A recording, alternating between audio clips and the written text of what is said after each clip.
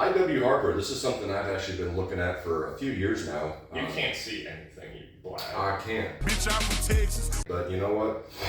At the store, we had the IW Harper finished in port barrels. That sounds lovely. And I've always seen the IW Harper 15 year, and well, I've seen it on the interwebs, right? I've seen pictures of it. Never seen it in person. And then when we happened to be in San Antonio last weekend, it was sitting on a shelf, and it was a fair price. I mean, it's it's between $80 and $100. I think we paid $90 for it. It's still better considering your metric of $10 per Correct. per year on the age statement. Correct. And the fun thing with this one is that, like you said, it's the age statement.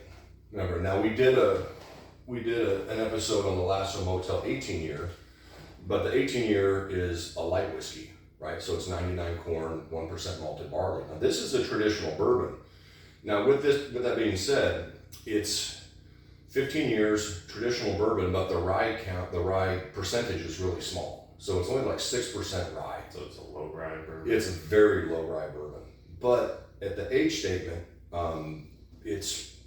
you just don't see a lot of these. Like we have the Elijah Craig 18.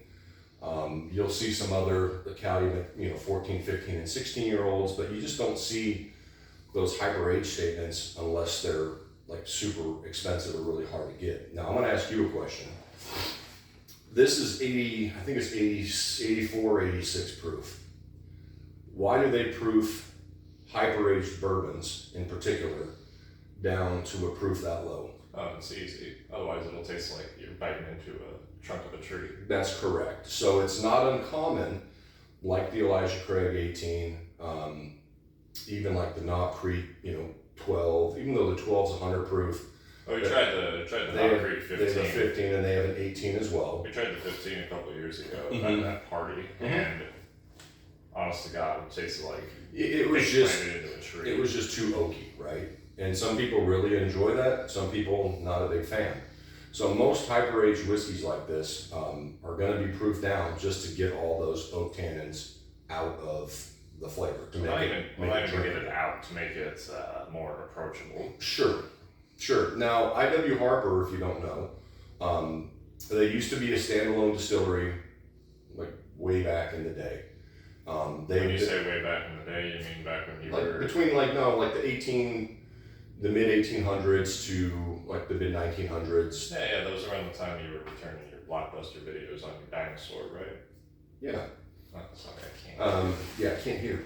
So what happened with these guys is that they eventually what became Diageo, eventually bought this company out. And Diageo is a mega spirits brand. They're really big overseas, right? They own everything. Diageo is just. What is it? Diageo and Sazerac, yeah. But Diageo is another giant one that's got their fingers into everything. From whiskeys to rums to vodkas to gins to everything. So anyway, the story goes is once Diageo took control of it, they basically so Heaven Hill used to make this in particular. Like after IW Harper kind of fell out of favor, Heaven Hill sort of took over, and then once Diageo bought them, they sort of brought the brand back, but Diageo has a contract with Heaven Hill that they still have to produce the mash bill for IW Harper. Sure. It's very similar to the Old Forester, not the Old Forester, the Brown Forman line. How they used to have early times under their umbrella. They sold early times, but Brown Forman still produces the early times mash bill. But then they, how does that work? Then they send the juice off to like wherever the right. So with this in particular, so this is produced by Heaven Hill, and then evidently it's aged in the Stitzel Weller rick houses. Never been to Kentucky. I don't know how that works, but it's an interesting. And originally, when Heaven Hill had to produce this for them, they had a particular strain of yeast that they were contracted to produce. So I've heard different things where, the old line of yeast that they used made this really special. I've also seen some things online that they were like, well, some people have gotten some of these bottles and they taste a little nutty, which would inflect, the Heaven Hill yeast strain. So people have sort of Does thought. Heaven Hill have a few yeast strains, or do they use? I think they have. It's very similar to Jim Beam in the sense that they have like one yeast that they use. And sometimes the problem with yeast is if it's in the same area, then just mess all that up. Good job, dude. Did you see this? Did you see this cap? How much of a hassle it is? Yeah, I know. And it's a bitch to pour. But anyway, so if the yeast that we need to take a brief detour to talk about square bottles. They sure do look cool, but that was a hassle to pour. Let me finish my statement about the yeast. So if you have the yeast that was meant for IW Harper and it's stored next to the yeast that Heaven Hill uses, yeast can get infected from the other yeasts that are in there, right? Mm-hmm. So some people have said that the Heaven Hill yeast has sort of infected the IW Harper yeast. Now, it could be true, it could be not. This is my first experience with this particular brand. Going back to the bottle. Bottle's dope. It does look cool. It's got the little, the scales on it. It's a really cool looking bottle. At the proof, I'm just going to think that for maybe like you and I, it might be a little light, right? But perhaps it could be something really, if you have the money and you can find it, it might be a really cool present to get somebody that's, kind of getting into whiskey. It's a 15-year age statement. And just off the rip, it should, if you go by the $10 per year, it should technically be $150. But they proof it down to the point where I think, they can get enough. Let's try enough out of it. By all means. Yeah, then give it a shot. It smells really nice. It's still, you can imagine at 15 years, it's still pretty oaky, but. I would hope so. Otherwise, what's the point? But a sweeter oak. Very sweet oak.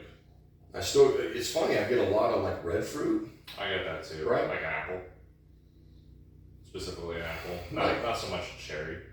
I'd almost say like a fruit cocktail. Sure. Where everything's mixed together. You got, peaches and cherries and stuff like that. I can see that. But the nose for the proof is really... It's very sweet. It's very pretty. Really solid, right? If this was the first whiskey I got into, if you could afford it. This is a nice one to get into.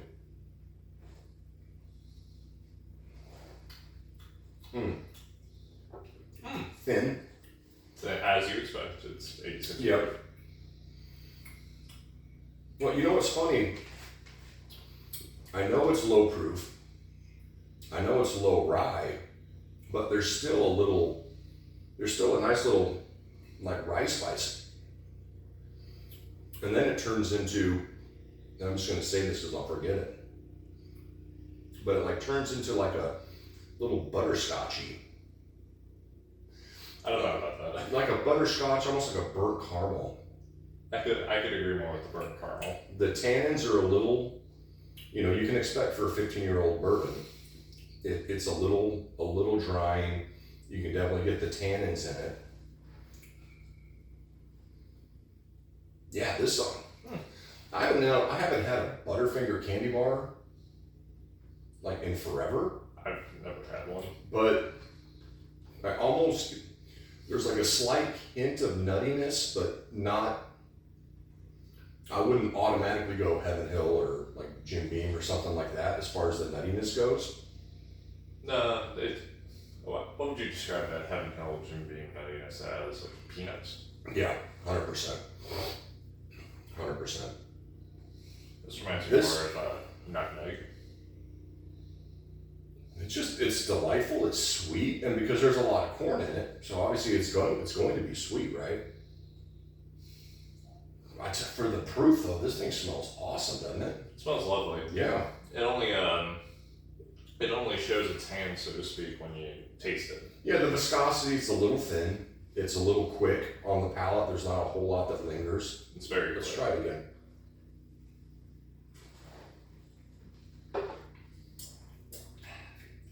Yeah, it's thin, but it's nice. My only criticism, my only wish is that is that the finish would last longer because it goes away before I can even linger on it. Yeah, but I'll tell you what, I almost get like hints of like Elijah Craig or something. I know it's a different distillery, but What do you mean by that? just the fruitiness and there's a slight nuttiness in there, but yeah, the sugars, the dark caramels and stuff. Yeah, almost a little toffiness. I'll tell you what, I'm really glad we bought this. That's good. It's very good. It's very It's a cool bottle. It's cool. It's cool to see the theory that you posited a few months back about seeing more hyper age-stated whiskeys sure. become Well, more. and to be prevalent. fair, like IW Harper kind of started with this. They technically had like a entry level, and then they had the 15, and then they came out with their port finished one, which I forget the age. I want to say 8, but I could be wrong. I'm sure I am wrong, but I never bought that just because I was always looking for the 15. But yeah. Now, to be fair, I mean it's not on the level, in my opinion, of like a Calumet 15 or a 16 or something like that. Certainly not. I don't think it's going for it. But for what it is, the bottle, like I said, just said it before, the bottle's super cool. This would be like a fun bottle if somebody's getting into bourbon, especially if you've got it at your house and somebody's new to whiskey and they want to try it neat. They say try this because it's more approachable than something like a Calumet 15. Right, just because of the proof, Mm-hmm. right? Price point aside, this strikes me as a entry point to age-stated whiskey. Yeah, if you can find it, this is a great intro because it's not gonna, in my humble opinion, it's not gonna blow your socks off with the oak, right? It's not gonna blow your socks off with proof. It's not super complex, but it's just a nice. It has enough going on, especially on the nose. Yeah, I mean, it smells beautiful. Like I said, on the palate, for people like us, it's going to be a little thin, but the same problem I had with the Elijah Craig 18 when I first bought it, right? I'm like, it's just proof down way too much. And then after getting into it, I'm like, oh, I understand now why they had to do it. After trying the Knob Creek 15, I'm like, where it's way too oaky. I'm like, oh, I understand now. But this is if you can find it and you don't mind spending between the $80 and $100. Were you happy to spend that money on it? I am. Now, to be fair, this probably is going to be one that we drink a lot. It'll go up on the shelf and it'll look pretty, and for the right moment, right in time, it'd be nice to go back to it. Right. But obviously at a call it $80, $90 bottle. It's hard to find, so it's not gonna be something that we're gonna drink weekly, but for what it is, I mean, it's cool that it's 15 years because you don't see a lot of bourbons that old. There are some out there, but you don't see a lot of them, and I think it's just super cool, and I'm really happy to have it in the collection. Is it super cool? Super cool. It's super cool. Super cool. Super cool. Super cool. Clean up your mess now. Hey, can you leave me the hell alone?